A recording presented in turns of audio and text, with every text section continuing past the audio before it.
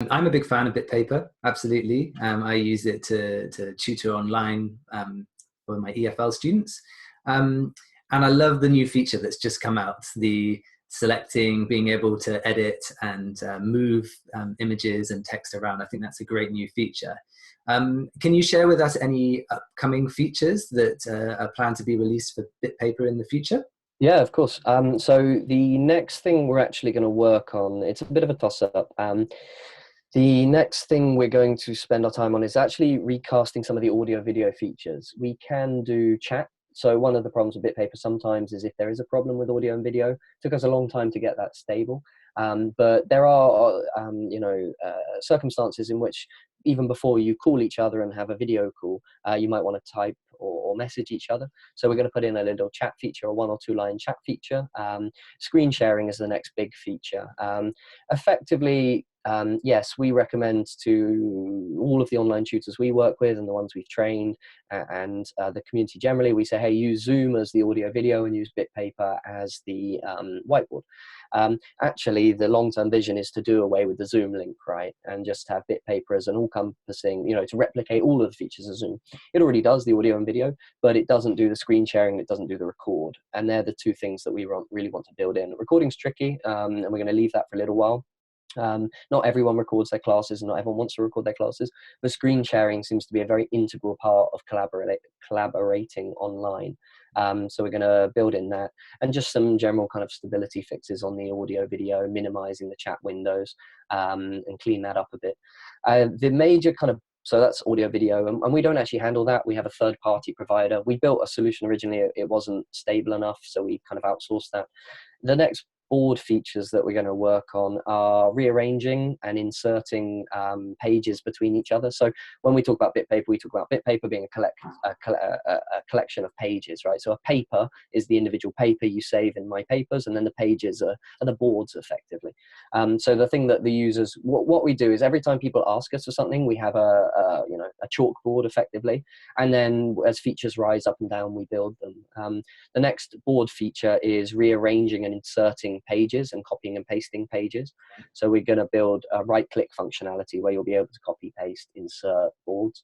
And the next one is importing more document types. So right now you can drag and drop a PDF onto BitPaper and use the individual pages onto individual boards.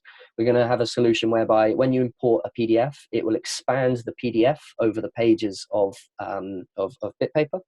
So if you drop a 20-page PDF, it will automatically expand the pages onto 20 boards.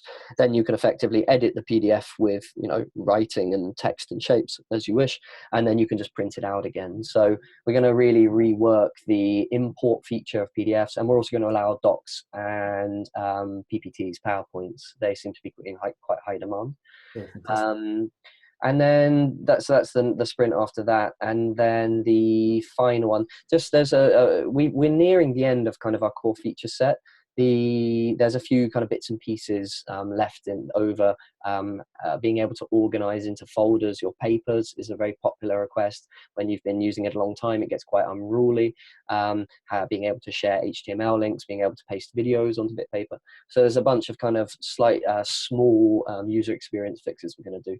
But the idea is within 3 months, we're probably going to put down our development hats for a little while and actually then start working towards kind of marketing and distribution of the product. It's grown organically. We've never done zero marketing of BitPaper, like zero. And it's got 4.5, nearly 5,000 kind of monthly users.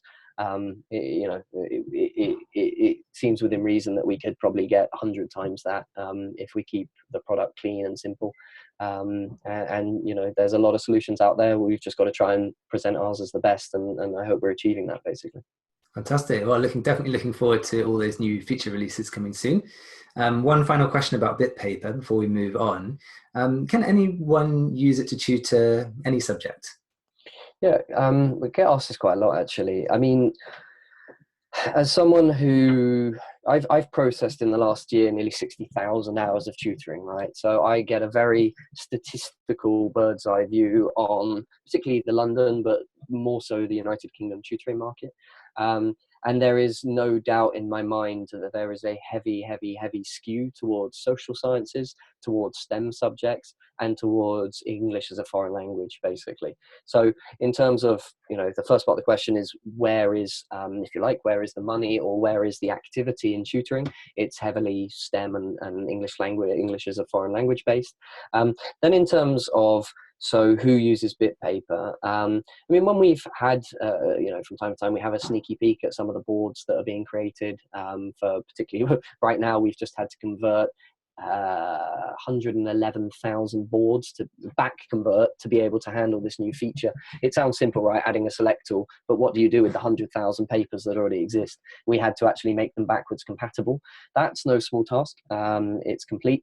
So you should, tell me if there's any problems, be able to update your existing boards. But in that process, of course, we get to see, again, from a bird's eye view, what people are doing on BitPaper. A massive, massive skew towards A levels. It seems to be kind of the sweet spot. Lots of sciences going through there, particularly chemistry, biology. I think, though, that goes hand in hand with the assertion that people get more tutoring in those subjects, it seems. Plenty of kind of French and Spanish. I saw a Hindi lesson had gone through on there. So I think, to answer the question in simple terms, I think anything that you can teach can be taught on BitPaper. No, you can't teach practical chemistry or the clarinet on BitPaper particularly satisfactorily.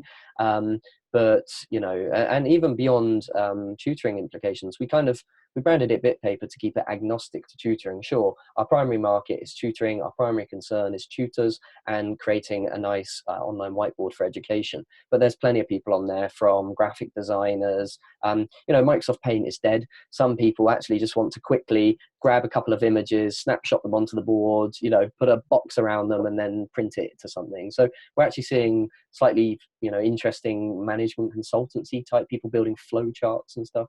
So I think, our dream is that BitPaper becomes synonymous with digital paper, right? That as time goes on, as pens become antiquated, which they will on a long enough time scale, fast forward 100 years and we'll all be, I don't know, writing in the air, and there'll be all kinds of crazy innovations that kind of do away with the pen, would be my guess. And I just want BitPaper to be at the forefront of that, I think. Okay.